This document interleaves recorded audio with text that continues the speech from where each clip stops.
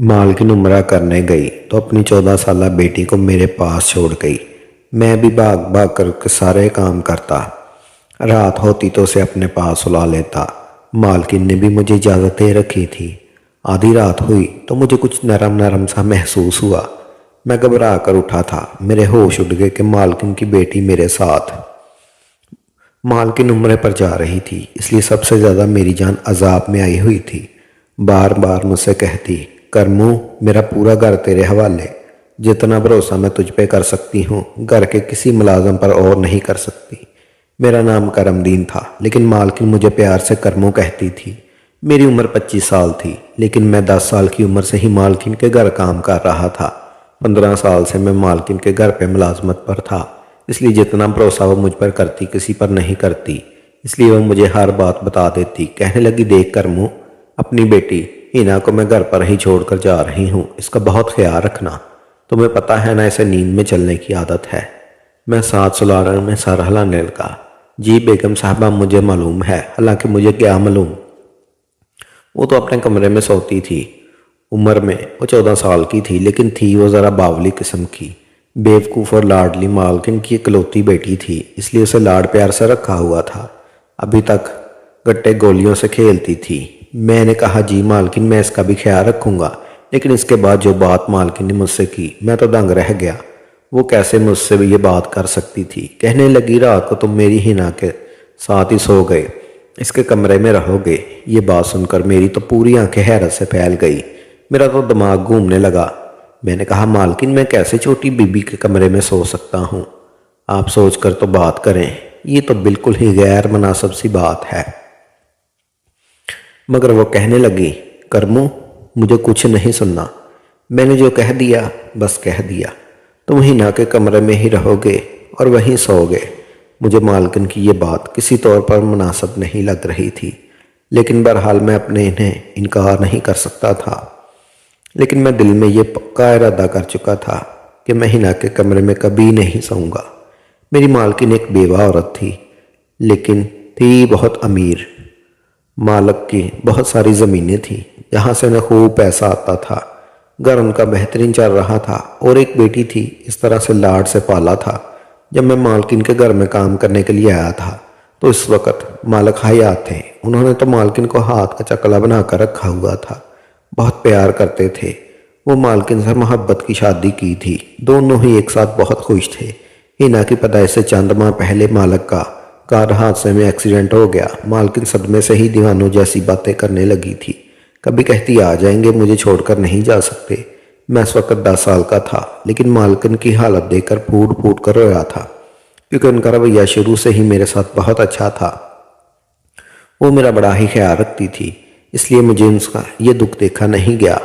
जब हसना पैदा हुई तो पहले मालकिन बेतहाशा रोई, मालक को याद कर करके, लेकिन फिर उनका दिल हिना के साथ लग गया। मालकिन के वालिदैन ने बहुत चाहा कि मालकिन दूसरी शादी कर ले, लेकिन मालकिन ने साफ इनकार कर दिया। कहने लगी, नहीं, मुझे अपने शौहर से बहुत मोहब्बत थी और मैं सारी ज़िंदगी अपने शौहर के नाम पर गुजार दूंगी। मालकिन ने फिर यही किया। पूरा घर उन्होंने संभाल रखा था, तमाम मुलाजमीन को देखती थी। 14 साल का अरसा गुजर गया। मैं मालकिन का सबसे वफादार बातमान मुलाजम था। कारोबार की देखभाल भी मालकिन ने मेरे हवाले कर रखी थी। मैंने उन्हें कभी नमक हरामी नहीं की थी। एक एक पाई का हिसाब मालकिन को देता था। इस साल मालकिन के वालिदैन उम्रे पर जा रहे थे, इसलिए मालकिन ने कहा वो भी उम्रे करने जाना चाहती है। ये सुनकर पहले तो मैंने हंगामे में खड़ा कर दिया कि वो अकेली यहाँ नहीं रहेगी, लेकिन उसके फाइनल पेपर थे। इसलिए मालकिन कहने लगी, मैं तुम्हारी पढ़ाई का हर्ज नहीं चाहती, इसलिए तुम अगली बार मेरे साथ चली जाना। बड़ी मुश्किल से वो मानी थी, लेकिन जो कुछ मालकिन मुझे कह रही थी वो बात मुझे दुरुस्त नहीं लग रही थी। बहरहाल मालकिन मुझे सब कुछ समझा बुझा कर उम्रे पर चली गई और हिना कहने लगी, इस घर की मालकिन मैं हूँ, इसलिए जो मैं कहूँगी तुम लोग वही करोगे। मैंने सीने पर हाथ बांध कर रखा और सर झुका लिया। जी जी क्यों नहीं छोटी मालकिन, जैसा आपका हुक्म। अंदर से मेरा जी तो जल रहा। मेरे कभी भी मालकिन की बेटी से 1 मिनट की भी नहीं बनती थी। हर वक्त बचकाना हरकतें करती रहती और इसकी हरकतों से जिच होता था मैं। وہ مجھ سے بازار کی کوئی 4 چکر لگواتی تھی، کہتی تھی جاؤ تم میرے لیے سامان لاؤ گے، ڈرائیور نہیں جائے گا، نہ ہی کوئی دوسرا ملازم۔ مالکن بھی اس سے کچھ نہیں کہتی تھی کیونکہ وہ ان کی لاڈلی بیٹی تھی جو تھی مجھے یہ کہتی جاؤ کرمو جو چھوٹی مالکن کہتی ہے وہ کر دو۔ برحال پورا دن ادھر ادھر کے کاموں میں ہی گزر گیا۔ جیسے ہی رات ہوئی میں اپنے کوارٹر میں جانے لگا تو ہینا کہنے لگی تم کہاں جا رہے ہو؟ کرمو امی نے کہا تھا کہ تم میرے کمرے میں ہی سو گے۔ یہ سننا تھا کہ مجھے مالکن کی بات یاد آ گئی۔ میں نے بیزاری سے ہینا کی طرف دیکھا۔ میں نے کہا چھوٹی مالکن مجھے اپنے کوارٹر کے علاوہ کہیں پر نیند نہیں آتی۔ کہنے لگی امی نے کہا تھا کہ تم سو گے تو مطلب تم سو گے، چلو شرافت سے آؤ میرے کمرے میں اور قالین پر جا کر لیٹ جاؤ۔ میرے کمرے میں آ تو گیا لیکن مجھے سخت بے چینی سے شروع ہو گئی۔ ہینا اپنے بیڈ پر جا کر لیٹ گئی۔ میں نے لیمپ آف کر دیا تھا۔ کمرے میں اس وقت گپ اندھیرا تھا۔ میرا دل بڑی زور زور سے دھڑک رہا تھا۔ بے شک وہ 14 برس کی تھی لیکن میں تو 14 برس کا نہ تھا۔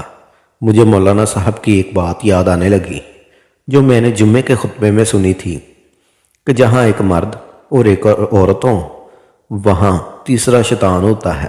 پتہ نہیں مالکن نے ایسا کیوں کہا کہ میں ان کی بیٹی کے کمرے میں اکیلا رہوں۔ ان کو چاہیے تھا کہ وہ ملازمہ کو ہینا کے ساتھ سلا دیتی۔ کمرے میں مدھم سی روشنی تھی۔ ایک نظر میری بیڈ پر لیٹی ہینا پر پڑی تو اس کے چہرے پر جا کر میری نظر ٹک سی گئی۔ سوئی ہوئی بڑی معصوم لگ رہی تھی، بالکل ننھی پری سی۔ میں نے اپنی نظریں بدل لی، اپنی آنکھیں زور سے بند کر لی اور سونے کی کوشش کرنے لگا اس سے پہلے مجھ پر شیطان حاوی ہو جائے، میں سو جاؤں۔ میں اللہ کا ذکر کرتے کرتے نہ جانے کب میری آنکھ لگ گئی۔ گھڑی کے تیز الارم بجنے پر میری آنکھ کھلی۔ میں ہڑبڑا کر اٹھا تو دیکھا کہ ہینا نیند میں تھی، ہاتھ سے اپنی گھڑی کا الارم بند کر رہی تھی۔ میں نے سامنے لگے کلاک کی طرف دیکھا تو 7 بج رہے تھے۔ میں فوراً سے اٹھا اس کے کمرے سے باہر نکل گیا۔ اسے اسکول جانا تھا اور اس کا پیپر تھا۔ مالکن نے کہا تھا کہ ڈرائیور کے ساتھ اکیلے مت بھیجنا، اس لیے جب ہینا تیار ہو کر کمرے سے باہر آئی ڈرائیور کے ساتھ میں جا کر اس کے اسکول چھوڑ آیا۔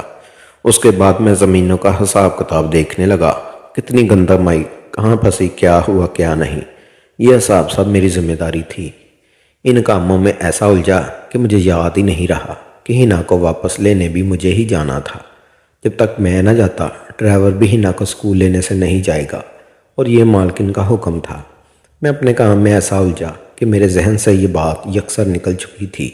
12 بجے ہینا کی چھٹی ہونی تھی اور مجھے 1:30 بج چکا تھا جب میرے فون پر بیل بجنے لگی۔ جب میں نے نمبر دیکھا تو مالکن کا تھا۔ میں نے بے نیازی سے فون اٹھایا تو مجھ پر بھڑک اٹھی، کہنے لگی مجھے ہینا کی کال آئی تھی، وہ ابھی تک اسکول میں ہے، تم اسے لینے کیوں نہیں گئے؟ یہ سننا تھا کہ میرا دماغ گونگ گیا، یہ تو بالکل ہی بھول چکا تھا۔ میں نے کہا مالکن وہ میں زمینوں کے حساب کتاب میں لگا ہوا تھا۔ مالکن کہنے لگی جاؤ جا کر اس کو لے کر آؤ۔ میں نے سارے کھاتے بند کیے اور گھر سے باہر نکلا۔ سامنے ڈرائیور کو میں نے کھا جانے والی نظروں سے دیکھا تھا۔ میں نے کہا تم مجھے بتا نہیں سکتے تھے کہ چھوٹی مالکن کو چھٹی ہو گئی ہے؟ وہ کہنے لگا میں کیوں بتاؤں؟ مالکن کو تمہیں یہ سب ملازموں پر سردار بنا کر گئی ہے، یہ تمہارا کام ہے کہ تم ان باتوں کا خود خیال رکھو۔ ڈرائیور کی بات نے مجھے ہلا کر رکھ دیا تھا۔ مالکن کیا گئی تھی، سارے ملازم سر پر چڑھ گئے تھے ورنہ ان کے سامنے تو سر جھکائے رکھتے۔ بہرحال میں فٹافٹ سے ڈرائیور کے ساتھ بیٹھا اور اسکول پہنچا تو پورا اسکول خالی ہو چکا تھا، صرف ہینا اسکول میں تھی اور چوکیدار مجھے دیکھ کر غصے سے لال پیلی ہوتی ہوئی گاڑی میں بیٹھ گئی۔ جتنی دیر میں گھر نہیں پہنچا وہ مجھے بس باتیں ہی سناتی رہی، کہنے لگی امی کو آنے دو، تمہارے کانچ نہ کھنچوائے تو پھر مجھ سے کہنا، میرا قصور تھا اس لیے میں چپ چاپ کر کے ساری باتیں سنتا رہا۔ گھر پہنچا تو باورچی کھانا تیار نہیں کیا ہوا تھا۔ ملازمہ نے بھی گھر کی صفائی ٹھیک سے نہیں کی تھی، بس اپنی خوش گپیوں میں مصروف تھی۔ یہ دیکھ کر تو میرا سر چکرانے لگا تھا۔ مالکن کے بغیر تو پورا گھر ہی الٹا پڑنے لگا تھا۔ میں نے انہیں کچھ کہا تھا تو سب کہتے کہ تم بھی ہماری طرح ملازم ہو، زیادہ ہمارے سر پر مت ہو۔ میں تو مالکن کے بنا بکھلا کر رہ گیا تھا۔ میں نے ملازم سے ٹھیک سے صفائی کرنے کا کہا، اپنی نگرانی میں پورے گھر کو صاف ستھرا کروایا اور رات تک تھک چکا تھا۔ جب میں ہینا کے کمرے میں آیا تو وہ اونچی آواز میں اپنے اسکول کا کام یاد کر رہی تھی۔ میں لانچ میں صوفے پر جا کر سو گیا کیونکہ دن بھر کا تھکا ہوا تھا۔ رات کو مجھے لگا جیسے لاؤنج میں کوئی اور بھی موجود ہے۔ کسی کے قدموں کی چاک مجھے سنائی دی۔ میں نے آنکھیں کھول کر دیکھا تو مجھے لگا جیسے کوئی آدمی ہینا کے کمرے کے باہر کھڑا کمرے میں جھانکنے کی کوشش کر رہا ہے۔ میں نے بلند آواز میں کہا، کون ہے وہاں؟ تو فوراً سے کوئی کچن کی طرف بھاگتا ہوا چلا گیا۔ میں ایک دم اٹھا کچن کی طرف بھاگا، لیکن اس وقت تک کچن بالکل خالی نظر آ رہا تھا۔ میں نے لائٹ چلائی، وہاں کوئی نہیں تھا۔ ایک دروازہ کچن کا بیرونی جانب بھی کھلتا تھا۔ جب میں نے دیکھا تو اس کی کنڈی کھلی ہوئی تھی۔ جب میں وہاں سے باہر نکلا، باہر بھی سناٹا تھا۔ میں نے کچن کے دروازے کے اندر کی طرف سے کنڈی لگائی اور واپس لاؤنج میں آ کر لیٹ گیا اور یہ سوچنے لگا کہ یہ کون شخص تھا جو رات کے اس پہر اندر آیا تھا۔ نہ جانے مجھے کیا سوجی، میں ہینا کے کمرے میں چلا گیا۔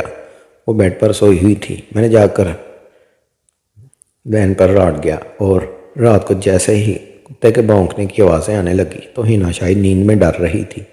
کہنے لگی، امی مجھے ڈر لگ رہا ہے، یہ کتے مجھے کھا جائیں گے، امی میرا ہاتھ پکڑ لو۔ وہ بیڈ پہ اپنا ہاتھ مار رہی تھی۔ نیند میں شاید وہ مالکن کا ہاتھ ڈھونڈ رہی تھی۔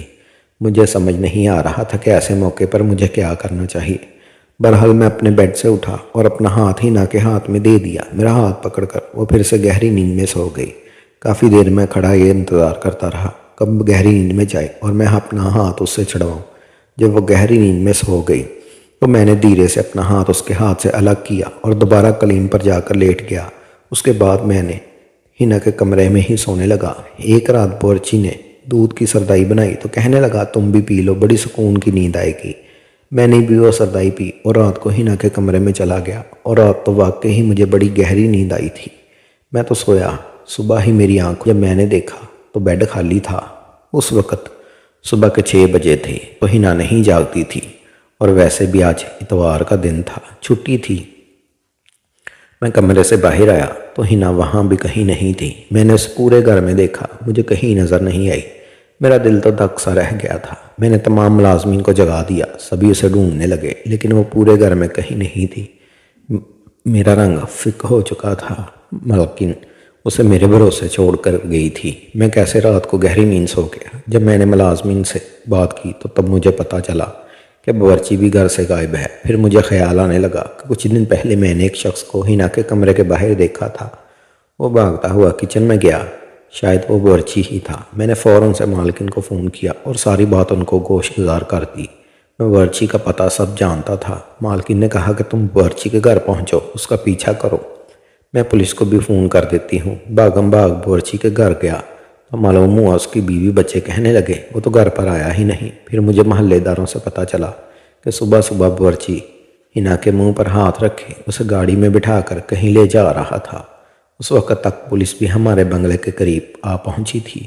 ساری تفتیش کے بعد بنگلے کے باہر لگے کیمرے کی مدد سے ہمیں گاڑی کا نمبر مل گیا اور صاف اس میں نظر آ رہا تھا کہ باورچی ہینا کے منہ پر ہاتھ رکھ کے زبردستی اسے گاڑی میں بٹھا رہا ہے۔